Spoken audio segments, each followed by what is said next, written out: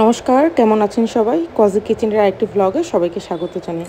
আজকে আমরা বানাবো গরমের দিনে একেবারে স্বর্গীয় একটা পানীয়, কাঁচা আমের পান্না বা আম পোড়া। এই পানীয়টা শুধু স্বাদের দিক দিয়েই নয়, স্বাস্থ্যের দিক থেকেও অসাধারণ। তাপমাত্রা কমে, হজমে সাহায্য করে, শরীরকে ঠান্ডা রাখে। তাহলে চলুন আজকের রেসিপি শুরু করা যাক। তো চলুন আগে এখানে গ্রিলারটা জ্বালিয়ে নিই। আমার কাছে যেহেতু গ্রিলার ছিল তাই আমি কয়লাতেই আমটা পোড়াবো। আপনারা চাইলে আমটা গ্যাসেও পোড়াতে পারেন, কিংবা আমরা সেদ্ধ করেও নিতে পারেন, অথবা মাইক্রোওভেনও করতে পারেন। কিন্তু আমরা যদি আপনারা সেদ্ধ করে নেন তাতে আম পোড়ার ফ্লেভারটা আসবে না। তো এখানে আমি আগে একটা কয়লা একটুখানি গ্যাসে পুড়িয়ে নিয়েছি। আগুনটা ধরে গেলে এবার কয়লার মধ্যে দিয়ে ওটা জ্বালিয়ে নেব। সাথে কিছুটা পেপারও সর্ষের তেল মাখিয়ে আমি আগুন জ্বালিয়ে দিচ্ছি, যাতে এই কয়লাটা তাড়াতাড়ি ধরে। এখানে মোটামুটি আমার অনেকক্ষণই টাইম লেগেছে জ্বালাতে। আপনাদের যদি ঝামেলার মনে হয় আপনার মাইক্রোওভেনও করে নিতে পারেন। আজকের রেসিপিতে কী কী লাগছে তাহলে একটু সেটা জেনে নিই। আম পোড়া যেহেতু বানাবো অবশ্যই কাঁচা আম লাগবে। আমি 3টে কাঁচা আম নিয়েছি। লাগবে সুগার সিরাপ, আপনারা চাইলে নর্মাল চিনিটাও নিতে পারেন। জলজিরে, বিট নুন, সামান্য কয়েকটা পুদিনা পাতা, ঠান্ডা জল আর বরফ। আপনারা জলজিরার বদলে একটুখানি জিরে গুঁড়োও দিতে পারেন, কিংবা বিট নুনের জায়গায় নর্মাল নুনটাও ইউজ করতে পারেন।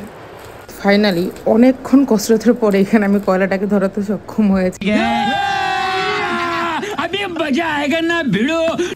এবার আমি আমগুলোকে এখানে পুড়িয়ে নিচ্ছি। আচ্ছা, এখানে আপনাদের সুগার সিরাপের ব্যাপারটা একটু ক্লিয়ার করি। সুগার সিরাপ এমন আহামরি কিছুই না, আপনি বাড়িতে জাস্ট 2টো ইনগ্রেডিয়েন্ট দিয়েই বানাতে পারবেন, চিনি আর জল।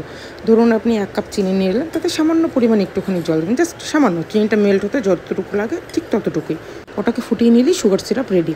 আমি এখানে চিনির দানাটা ইউজ করিনি, কারণ অনেক সময় মেল্ট হতে টাইম লাগে, বা শরবতের নিচে যদি চিনির দানা পড়ে থাকে ব্যাপারটা দেখতে ভালো লাগে না।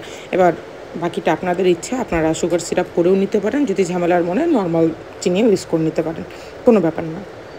এদিকে আমার আমটাও পোড়ানো হয়ে গেছে। চামড়াটা কালো হয়ে গেলে বুঝে নেবেন যে ভেতরটা নরম হয়েছে। এটাকেই আম পোড়া বলে, একদম গ্রামীণ ঘরোয়া স্বাদ। যদি পোড়া আম পছন্দ না হয় তাহলে কাঁচা আম সেদ্ধ করেও নিতে পারেন, এটা একটু হালকা টেস্টের হবে।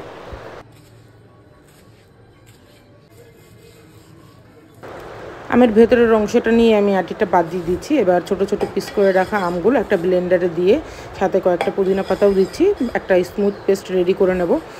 আপনাদের আমটা যদি আঁশযুক্ত হয় তাহলে আপনার একটুখানি স্ট্রেনারে ছেঁকে নেবেন। যেহেতু আমার আমটায় কোনো আঁশ ছিল না, ওর জন্য আমার ছাঁকার প্রয়োজন হয়নি। আমি জাস্ট ডাইরেক্ট ব্লেন্ডারে পেস্ট করে নিয়ে ওটা ইউজ করেছি।